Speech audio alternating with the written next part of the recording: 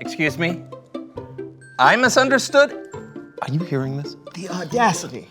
Yes. Let me see if I got this correct. I purchased a stick from your website and you know what? You tell me what this product is called.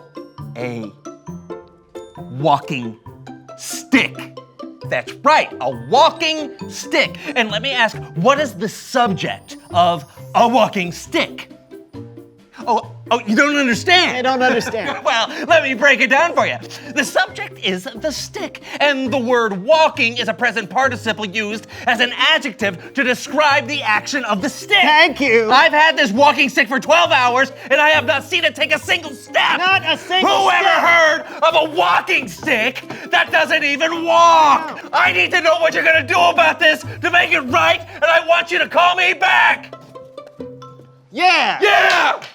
Oh, it's a falling stick now. Now, fine, falling stick. You want to go to brunch? Yeah. All right.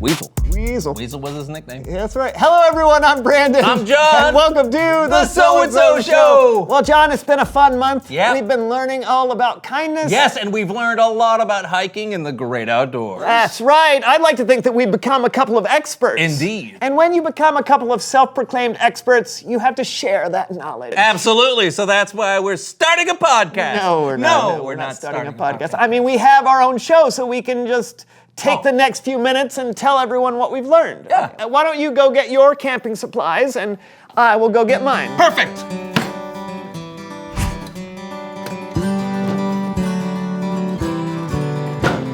Welcome to the Ultimate Camping Guide with Brandon. and John. Looking good, What buddy. are you wearing? Only the best. You're in a tuxedo. Yeah, with designer hiking boots. I don't know about that. Why don't you show the rest of us in here what you brought in your camping starter kit? Starter set. Yeah, I assume you have more than just that. No, and what are you talking about? You're wearing a tuxedo and hiking boots. Designer hiking boots. Whatever. And that's not all I have. Okay. Well, it looks like I'm gonna have to take this over. So, when you're camping, it's important to travel light. For shelter, I have my lightweight tent. There we go. I have a sleeping bag packed as tight as possible to not take up too much space. Let's see, I have waterproof matches, a water bottle, and water filter. You don't want to be carrying a lot of water with you, so you'll want to filter some along the way. Oh, I carry all of my water with me. What? That's gonna really weigh you down. Not really. Just let me handle this, all right. Hey, the best part of camping is unplugging. And there's a good chance that you'll be out of cell range, so you want to make sure that you have a good map and a compass. Yeah, I'm not so sure you should be the one claiming to be an expert because there's an app for that. John, just trust me on this one, all right? Of course. All right, you need a small thing of toiletries, biodegradable TP if you don't want to use leaves, Yeah. and a small shovel. Wait. What is that for? You know, for... No. Yeah, of course.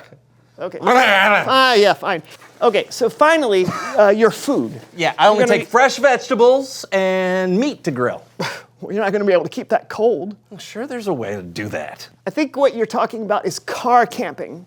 I guess that's okay. Car camping counts. When you're car camping, you can take a few extra things. So, John... Hey there, yeah.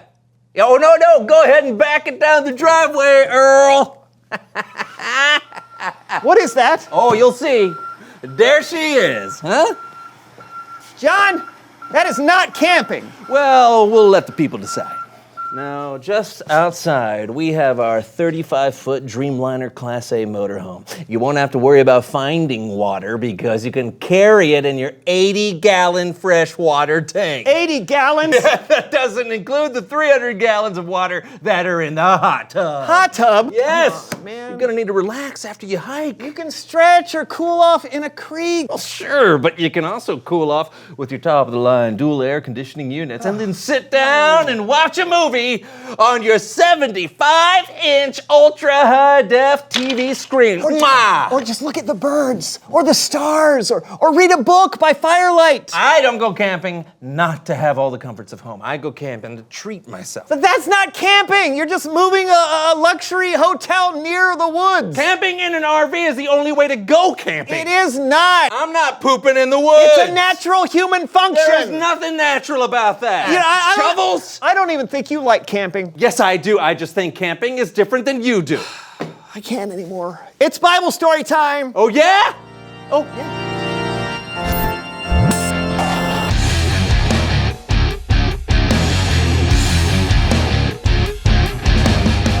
Hey fellas, how's it going? Do you like camping? I do. I mean, sometimes I like to go out with just the bare minimum of supplies. Exactly. But my aunt and uncle have this really nice RV that I get to use occasionally, which is also a lot of fun. I usually like to car camp though, where I sleep in a tent, but I can keep all my stuff in my car. Any way you can get outside and enjoy God's creation is A-okay with me. Well, I guess so. Do you have a story for us today? I sure do, but I think I'm gonna need your help. You up for it? Absolutely. Great. Our story today comes from Luke chapter 10. It is often referred to as the parable of the Good Samaritan. A religious leader asked Jesus what he needed to have eternal life. Jesus asked the man what the scripture said, and the man replied with 2 verses. Love the Lord your God with all your heart and with all your soul. Love him with all your strength and with all your mind. And love your neighbor as you love yourself. Jesus told the man if he did those things, he would have life. But then the man asked this question, who is my neighbor? And Jesus responded with this story. There was a man traveling down from Jerusalem to Jericho. Now, the road from Jerusalem to Jericho had a reputation for being extremely dangerous. It was a very narrow road, so it was a place that robbers could easily attack.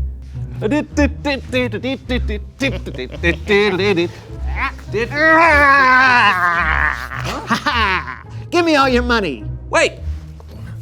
What? We're gonna do this the hard way, huh? Ow!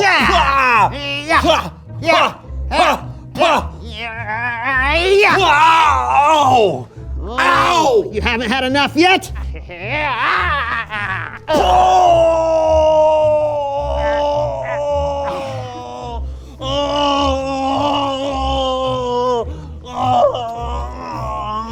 Please stop! Someone help me! I'll take that. Oh, good luck surviving in this heat. Hey, yeah!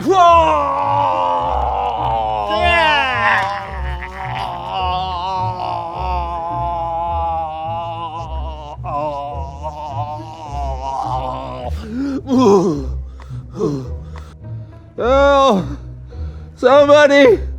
I'm going to die! Robbers had come and stolen from the man and beat him up and left him to die. But then, a priest came walking by. Someone that was a religious leader and knew the scriptures about helping those who were suffering. Surely he would do the right thing. Well, let's see.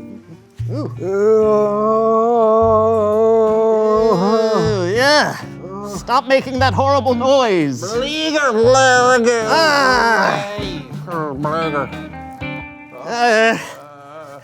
There's nowhere for me to cross. I can't look. Why don't they make these roads wider? Oh well, here goes nothing.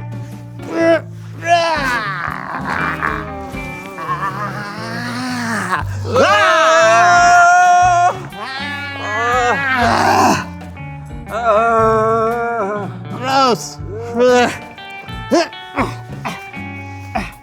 I don't know if it was quite that dramatic, but in the story, the priest did not help the man. But up next was a Levite. He probably knew a lot of the scriptures. The priest didn't help, but surely the Levite would. Nope.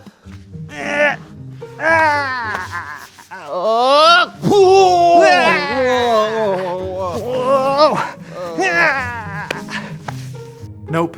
Jesus then told of a final person, a Samaritan. Now, it's important to know that Samaritans in that time were considered outcasts. The people who were listening to Jesus tell this story probably had an idea of Samaritans being untrustworthy and beneath them. So it may have been a little of a shock to hear of a Samaritan turning up in the story. The Samaritan came and found the man lying on the ground, and he took care of his wounds.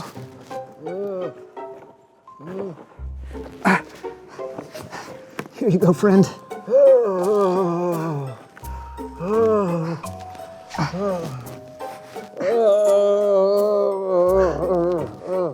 Jesus says the Samaritan then put the man on his donkey.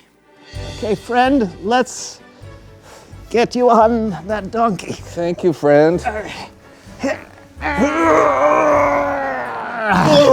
Okay, help me a little bit. Okay, Just give me your hands. Okay. Okay, the donkey's got me. Here we go. Here we go. Oh! The pain! The agony! Alley-oop!